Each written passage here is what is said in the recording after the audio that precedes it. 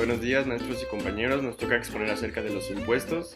Según el Código Fiscal de la Federación, los impuestos son las prestaciones en dinero o en especie que el Estado fija unilateralmente de carácter obligatorio a todas personas que se enmarquen o encuadren dentro del supuesto jurídico fiscal. Según su naturaleza, existen diversos tipos de impuestos y diversas maneras de clasificarlos. No obstante, la más habitual es clasificarlos entre impuestos directos e impuestos indirectos. Hablando de los impuestos indirectos, son aquellos que no se aplican sobre la renta, sino que es una manifestación indirecta de la capacidad económica gravando la producción, el tráfico o el consumo.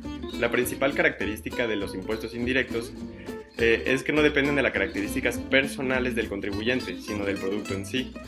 Es decir, no repercuten directamente sobre la renta del contribuyente, como pasa en los impuestos, sino que el consumo que hacemos. En este sentido, los impuestos indirectos gravan principalmente el consumo de forma en la que pagaremos al comprar un bien o usar un servicio, por ejemplo. Esto ocurre con el IVA, el impuesto indirecto por excelencia, aunque no el único.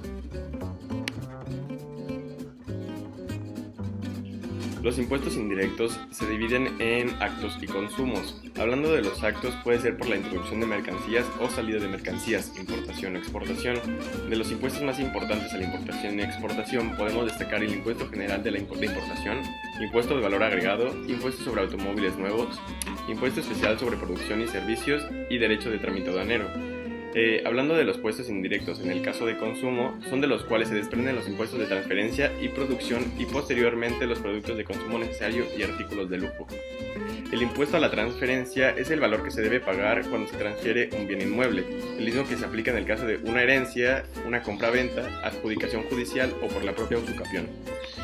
El impuesto especial sobre la producción y servicios consiste en un impuesto que se paga por la producción y venta o importación de gasolina, bebidas con contenido alcohólico y cervezas, refrescos, bebidas hidratantes o rehidratantes, así como tabacos. Mientras que los impuestos sobre artículos de lujo se trata de un impuesto adicional que se paga junto con el IVA sobre las ventas o importaciones de productos suntuarios. Se trata de un impuesto indirecto de forma que no se aplica directamente al titular de la renta o riquezas el que lo paga.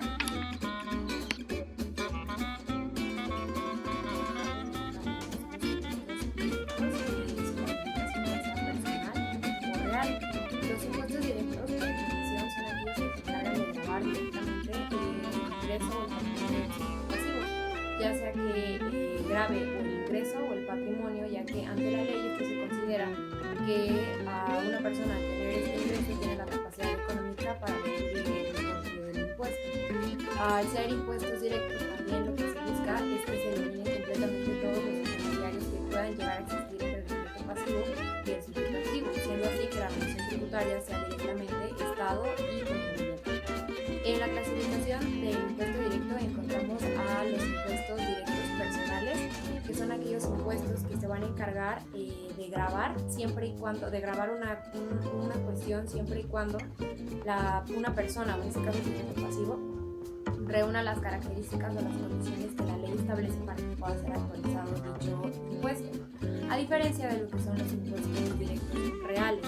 Estos impuestos directos reales son aquellos que se van a encargar de gravar directamente la cosa objeto del impuesto, sin importar las características o condiciones que deba de reunir o no el sujeto pasivo.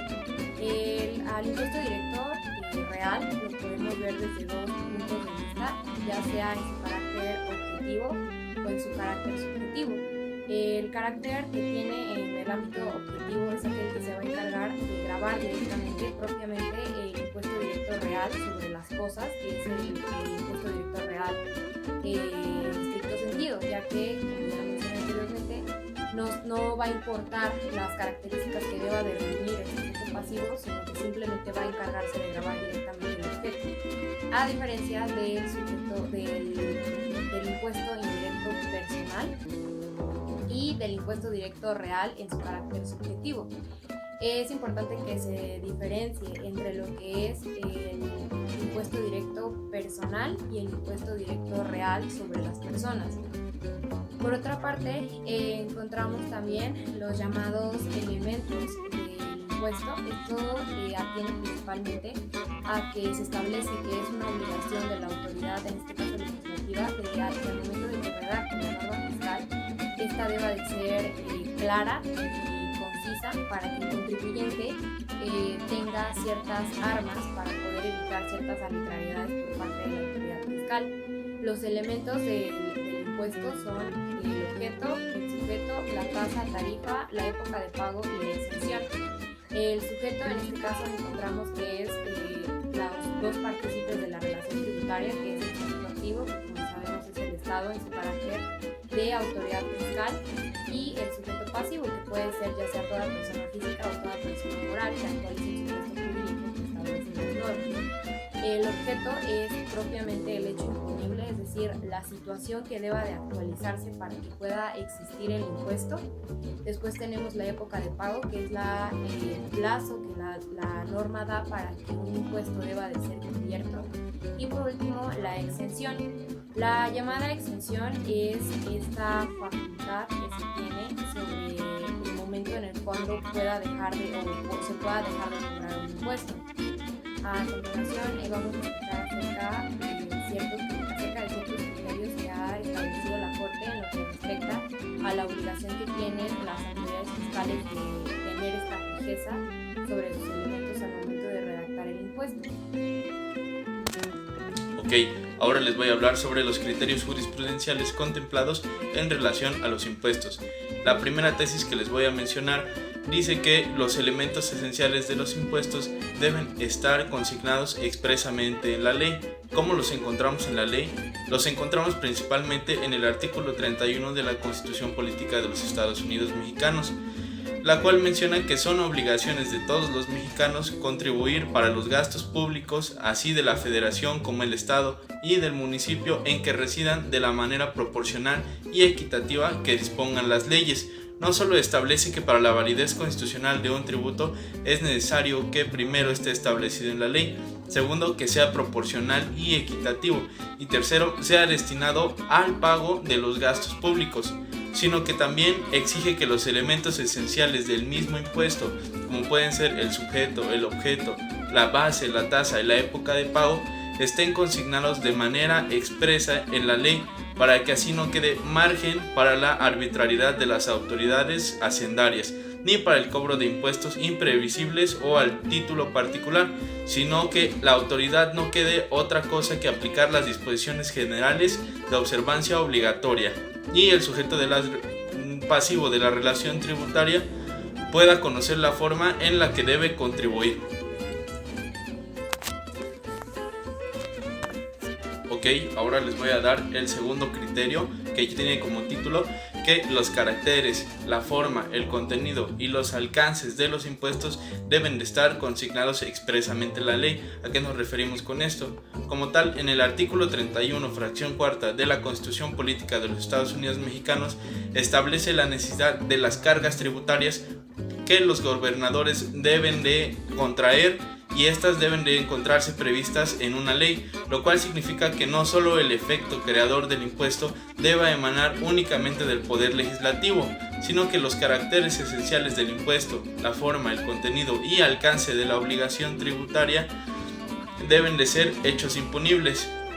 También hay que hablar sobre los sujetos pasivos de la obligación, así como el objeto, la base y la cantidad de la prestación, de tal manera que estos, si están expresamente establecidos en la ley, a las autoridades hacendarias no les quede ningún margen de discrecionalidad en cuanto a los dichos elementos, a fin de evitar arbitrariedades y lograr que sus funciones sean aplicar la ley y el cumplimiento de la obligación.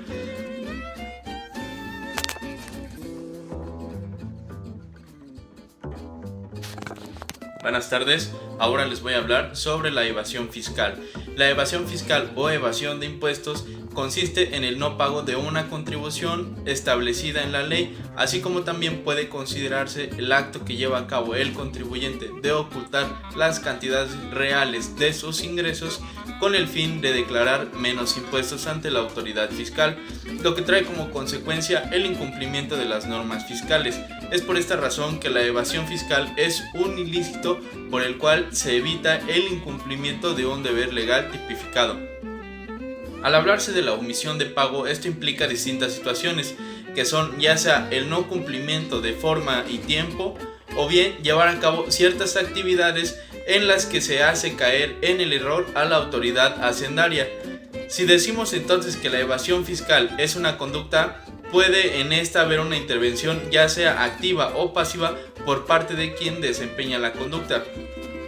La conducta de la evasión, dentro de las características de la misma, es que el contribuyente la realiza de forma consciente y voluntaria, por lo que esa es una de las razones principales de que traiga consecuencias graves para el infractor, tales como multas o la suspensión de realizar ciertas actividades o incluso la privación de la libertad. Ahora vamos a dar los elementos de la evasión fiscal. Empezamos hablando, el primer elemento es la persona física o persona moral que se encuentra como sujeto pasivo en la relación tributaria. Después encontramos a la persona física o persona moral obligada al pago del impuesto. Y por último encontramos que dichas actividades que realizó la persona física o moral al pago del impuesto son ilícitas, por lo que existió el incumplimiento de la norma fiscal. Ese sería el tercer elemento. Ahora les voy a hablar sobre la elusión fiscal.